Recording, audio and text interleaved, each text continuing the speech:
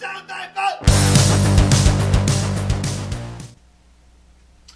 everyone, and welcome to the Canadian Redneck channel. My name's Dave, and today I've got a new acquisition here that I'm going to show you. I picked myself up a Howa 1500 HRC in 6.5 Creedmoor. So far, I'm very pleased and impressed with the rifle. I haven't had a chance to actually shoot it yet, but feels nice, comfortable, very nice adjustable stock. The cheek riser adjusts, the butt pad adjusts, and also the full stock at the back adjusts. So it should be quite convenient. Be good to get comfortable on the gun, get proper eye relief on your scope, stuff like that. So it'll work for me and my sons, who are growing a little bit taller than me now and more reach. Should be adjustable for them to use also. And like I said, it's in 6.5 Creedmoor. It comes without any rail or anything on it. So I've got an EGW 20-minute rail to put on here. I've got Burris Signature Pause-Align rings. They come with little inserts so we can get some more adjustment out of the rings, so that I can make full use of my scope. I got a Vortec Diamondback Tactical 4-16x44. Has 85 minutes of internal adjustment, and so with 20 minutes in the rail and 20 minutes in the rings, the theory is I should be able to use a good 80 minutes of the scope travel, and that means we should be able to reach way out there eventually. It's going to be a bit of an adventure for me. So far, I really haven't shot beyond about 300 meters. Certainly not effectively, anyway. And so, this is something that I've been wanting to do for a while, and it seemed like a good time. So hopefully I'll get a chance to get out, do a little practicing, and the first goal is to get out to 1,000 yards. And I think this should be the kit to do it with. So tonight we're going to be putting the rings, the base and rings, and mount the scope. And so we'll get started. I guess I'll probably move the camera in a little closer so you can see what I'm doing here, and we'll get things underway.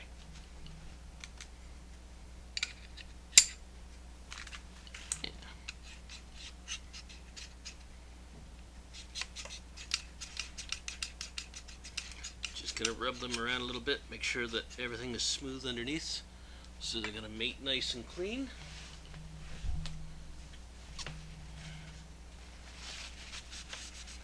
I'm gonna make sure there's no grease at all or oil on the receiver or in the screw holes.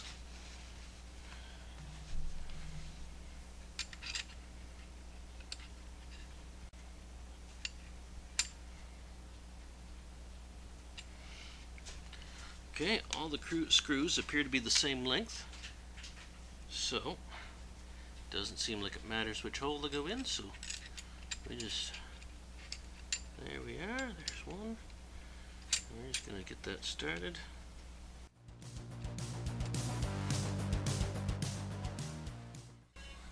Make sure we're getting any wiggle out of the rail. And just at this point I'm just going to put these finger tight.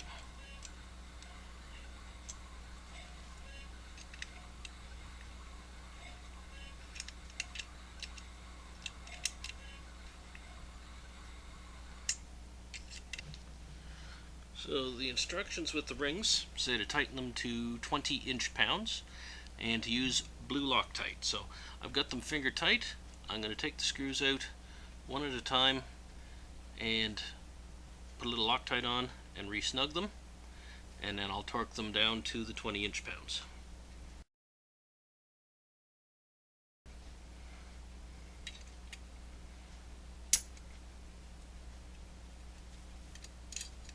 There we are.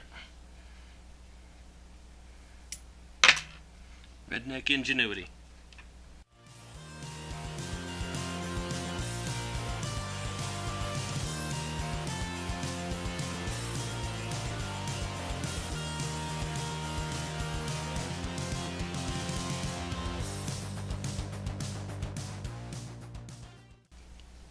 So we're ready to torque these now. We'll set the torque wrench to I think 10 inch-pounds to start with.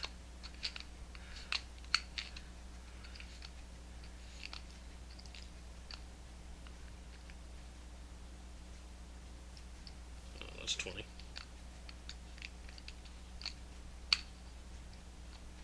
There we go. And since this is a relatively flat surface, I'm going to treat this like a head gasket and work from the middle out.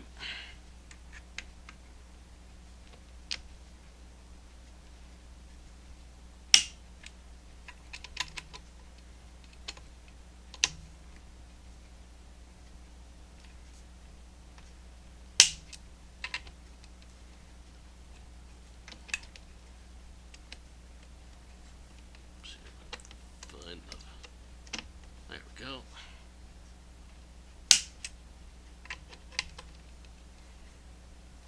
Come on.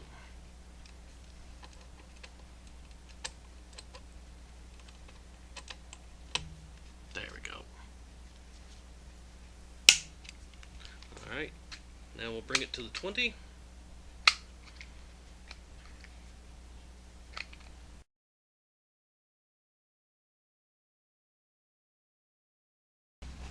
Now with that all in there, we're going to want to clean off any of the Loctite or anything that I slopped all over the friggin' place.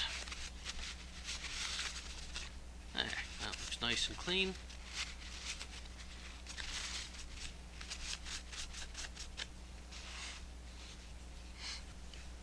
To get a proper cant with our rings, to get the 20 minutes that I want, it looks like I want to have the rings about 3.5 inches apart. So we're going to measure that on here, kind of get an idea of where that puts us. Okay. So I think I want the front ring right between these two screws. Okay.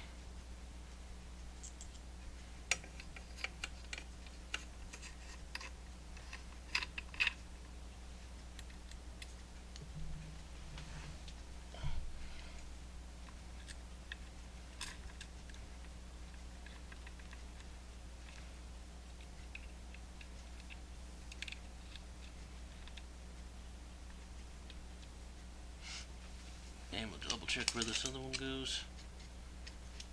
Yeah, the slot right here. So 2 ahead of that screw.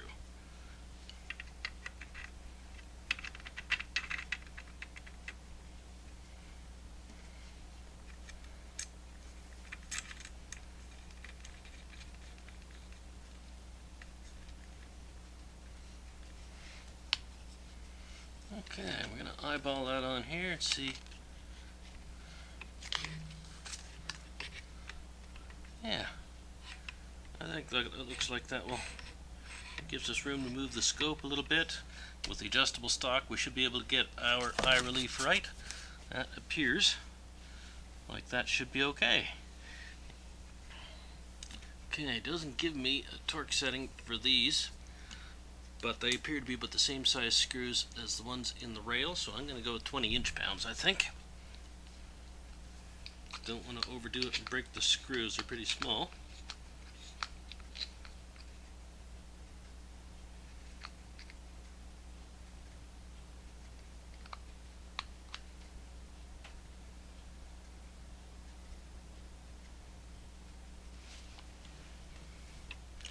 So we'll push them firmly towards the front of the slot. Yep, those seem to be good.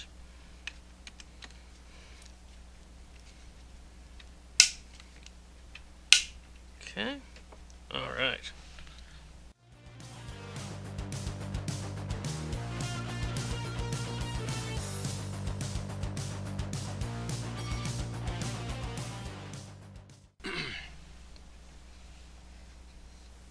Yeah, those are kind of oily. We'll clean that out.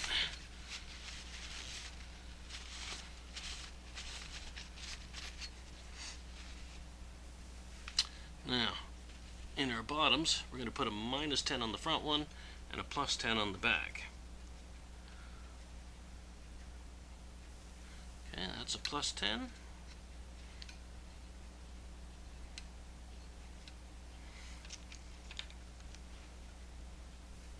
And that is a -10. Want to make sure you get those in there even, or it's gonna cant the scope from side to side.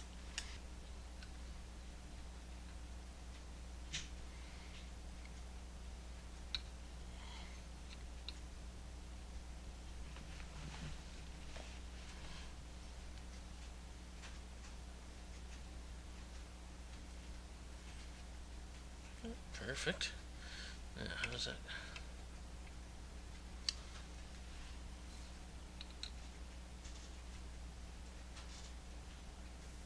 Yep, okay, the handguard and the rail level on the same plane, so I can leave that level out front there, which is convenient. That way, don't have to worry about the scope bumping it and moving it. Okay. Get these inserts. Is that in there? Yeah, okay.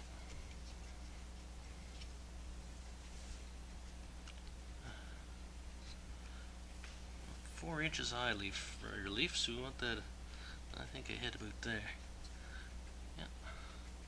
Okay.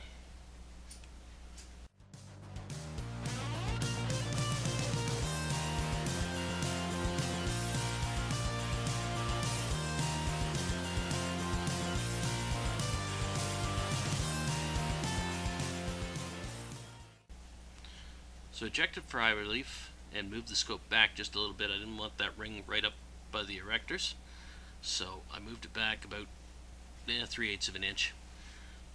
So now we'll get things level and start tightening the rings.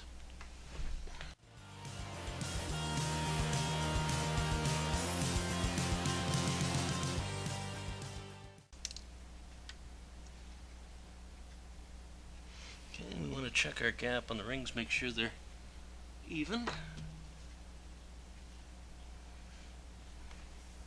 Yep, I think so.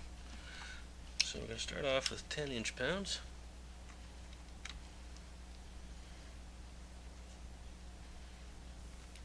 About a quarter of a turn at a time till we get there.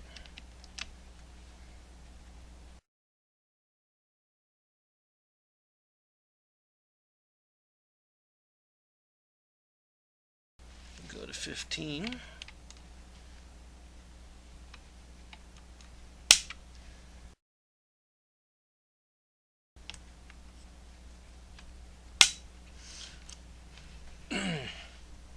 Now, Vortex says between 15 and 18 inch-pounds. Burris said, I think, something like 30 to 35, but I'm going to go with the 15 to 18, so probably somewhere around 16 to 17 is where I'm going to end up with.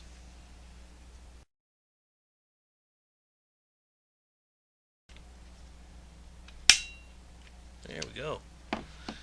Just double check our level, make sure it's stayed put.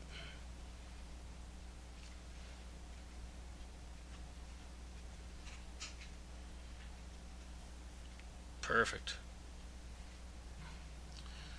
So that has our scope mounted and everything trued up. All that's left now is we'll bore sight this, get it to the range and sight it in, and then I've got a variety of different ammo I'm going to do some bullet tests on, see what it likes, what it shoots well, how the bullets react, and so on. So we'll get to that in another video. I hope you enjoyed the video. Hope you'll check back when we get to try it out, and please like the video, subscribe to my channel, and as always, have a great day.